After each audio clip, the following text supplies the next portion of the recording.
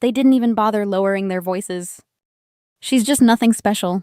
That's what my mother said, 10 feet away, at my sister's wedding. I'm Jane, I'm 38. And I was invisible in a room full of people I once bled to protect. My brother mocked my little office job. My mother called me a shadow chaser.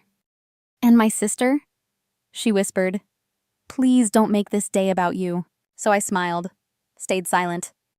Until a black SUV pulled up. The driver stepped out, adjusted his earpiece and said, "Director Harrison, your presence is required." Their jaws dropped. Their story cracked. But that moment was just the beginning. Have you ever been underestimated by your own family? Tell me in the comments. This story is for you. The sky above the resort was too perfect, so blue it almost mocked me. I stepped out of the car, heels sinking into gravel, coat pressed, face unreadable. Fairy lights twinkled like false promises. The string quartet played Vivaldi, but no one really listened. No one saw me. Not one guest asked how far I'd flown. No one noticed I wasn't at the rehearsal dinner. I was just background noise. My mother, Ellen, clung to Sarah like a prized accessory. "You look radiant," she beamed. Exactly how I dreamed. Mark lifted his champagne. "Still doing that desk job, huh, Jane? Must be nice to push paper in DC while the rest of us move up." He didn't wait for an answer. I smiled, because that's what you do when your own family laughs at the life you nearly died building. Then I heard it. My mother to her friend, "Jane's got a good heart. She just can't seem to find her footing." 10 feet away, like I wasn't even there. I poured champagne for myself. I hadn't eaten. No one noticed. I clapped when Mark gave his toast about access to the highest tiers of power, biting down the truth. That I held clearance levels he couldn't spell. In the bridal suite, Sarah hugged me gently. "Please don't let work overshadow today," she whispered. "I know you're doing something important." I nodded. She was the only one who still believed I mattered. I'd been through ambushes, interrogations, black sites in places too classified to name. But none of it prepared me for being erased by the people who raised me. So I smiled. I stood quiet. And I let them pretend I wasn't worth seeing. Until the moment I made them look. I kept my promise. I didn't cause a scene. I didn't correct my brother. I didn't tell my mother that while she bragged about Mark's defense contracts, I had been promoted to a seat that could unmake those very deals. I stood quietly at the edge of the celebration, smiling when spoken to, disappearing when not. Inside, I was already back in DC, my mind running ops, not centerpieces. 48 hours before this wedding, I had stood in a sealed operations room while the outgoing FBI director handed me his badge. "It's yours now," he said. "Treat it like blood." But I couldn't tell them that. I couldn't tell anyone yet. Not until the appointment was made public. So I watched as Mark drank too much and my mother gave speeches that felt like veiled warnings. I clapped for Sarah's happiness. I even fixed the veil that kept slipping from her hair. Then the breach happened. Not a bomb, not a bullet, but something far more dangerous. An unauthorized access ping on a secured server. A file that only 3 people in the world had clearance for, had been opened. From an unknown node. Amanda, my former handler, now my deputy, intercepted me the moment I stepped out of the ceremony. She said nothing until the SUV doors sealed shut. "We've got a problem," she said, handing me a tablet. Operation Hallard, my first major sting. The op that brought down $1 billion arms syndicate. The reason I was given the badge. Now someone had touched it. 3 people had keys, Amanda, me, and Ryan Carter. My pulse dropped. Ryan, my former field partner, the one I would have died for. "He's been off the grid for 6 months, I whispered. "Exactly," Amanda replied. The access log didn't lie. I stared at the data as the car turned back toward headquarters. I hadn't eaten. I hadn't slept. But something deeper twisted in my gut. Either someone had stolen Ryan's credentials, or Ryan was already gone, and I'd been too loyal to see it. The office felt colder than I remembered. Sterile. Hollow. Like it already knew I no longer belonged. I sat behind the director's desk, my desk now, and pulled up the access logs again. No matter how many ways I ran the data, the conclusion was the same. Ryan's credentials had been used. From an IP close to Capitol Beat, where his sister Leia worked. My best friend. The betrayal wasn't just professional, it was surgical. Personal.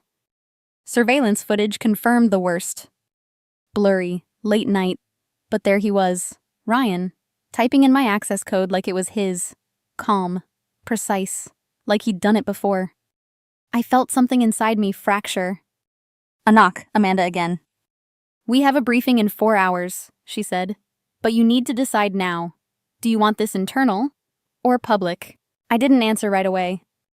She leaned closer. Jane, this could destroy you. I looked her in the eye. I've been destroyed before. But this time, I want to know who lit the match. That night, I found him. Street cam caught his car outside the Tarnish, a bar we both swore we'd never go near. The kind of place where washed-up operatives trade war stories and regrets for whiskey. He was inside, talking to a man in a military jacket. I couldn't hear them, but I saw the case exchanged. Metal. Government issue. Discreet. He left. I didn't follow. I stayed. Watching. Taking photos. I needed to believe there was a reason. But then came the email. No sender, no subject, just one image. Ryan, the same man from the bar. A handshake. Caption, it started in 2011, remember? I did. God help me, I did. That was the mission we buried. The one no one was supposed to survive. And someone had just dug it back up. The church parking lot smelled like mildew and regret. Ryan stood there waiting, arms crossed, jaw locked. I said nothing, just held out the photos, the bar, the man in the army jacket, the case, the timestamp. He looked down, then sighed like the guilt had been rotting inside him for years. It was only a matter of time. You could have come to me. I didn't want you pulled in. You already did. He leaned back against the car. They threatened to release the Arizona files, the mission we scrubbed. Said if I didn't give them access to Hilliard, they'd destroy us both. I stared. So you sold out the bureau? No, he said, I tried to protect you. By stealing my name? He didn't answer. I went back to headquarters and traced the breach. The shell companies, the fund flows, every trail curved toward Georgetown, to Langford and Hart, Mark's law firm. He wasn't just complicit. He was laundering money for the same group trying to dismantle my legacy. Amanda didn't flinch when I told her. We'll need proof, she said. I'll get it. Then came the gala. 90 minutes before the scheduled assassination attempt. I gave my speech. Calm. Direct. I didn't name names. I pulled threads. Let the room feel them unravel. At minute 88, my phone buzzed. SWAT breached the warehouse. 2 hostiles down, 1 survivor. Ryan. Barely alive. At minute 89, I saw him. A man in a suit, reaching for his lapel. My agent moved first. 1 shot. 1 scream. Champagne shattered. And there, frozen by the back wall, was Charles Devlin, Mark's senior partner, face pale, retreating. Confirmation. But it wasn't over. The Judiciary Committee convened within days. Public hearing. Cameras. Questions meant to corner me. They brought up Arizona. I didn't deny it. I said the words no director had ever said. I was used, I was lied to, but I'm not that rookie anymore. Amanda backed me. So did Leia, with audio from the real orchestrator of the 2011 cover-up. The tide turned. For once, I wasn't the only one holding the weight. I was still standing. And they were finally listening. The night of the Federal Honors Gala, I didn't feel like a hero. I felt human. My family sat front row, Ellen in pale blue, Mark beside her, quiet, still. Tom with folded hands. Sarah found me backstage, handed me a letter. It's from Dad, she whispered. If you ever looked like you needed reminding. I unfolded it minutes before stepping on stage. You scare me, Jane. Not because you're reckless, but because you're fearless. I used to think that made you hard to love. Now I see. It just means we didn't know how to stand beside you. But I'm standing now, and I always will. I walked into the spotlight not as a symbol, but as myself. Not Jane the daughter, not Director Harrison. Just Jane. I received the medal, shook the hands, smiled for the cameras. But what mattered was what came after. At home, I passed the fireplace and stopped. The mantle had been rearranged. In the center, a framed photo of me in uniform. To one side, Sarah's wedding. The other, Mark's graduation. And tucked in the corner, a photo of 5-year-old me wearing a toy FBI badge, beaming. Not because I wanted to prove anything, but because I believed I could make a difference. And I still do. Sometimes the hardest battles are the quiet ones, fought not with weapons, but with truth and memory.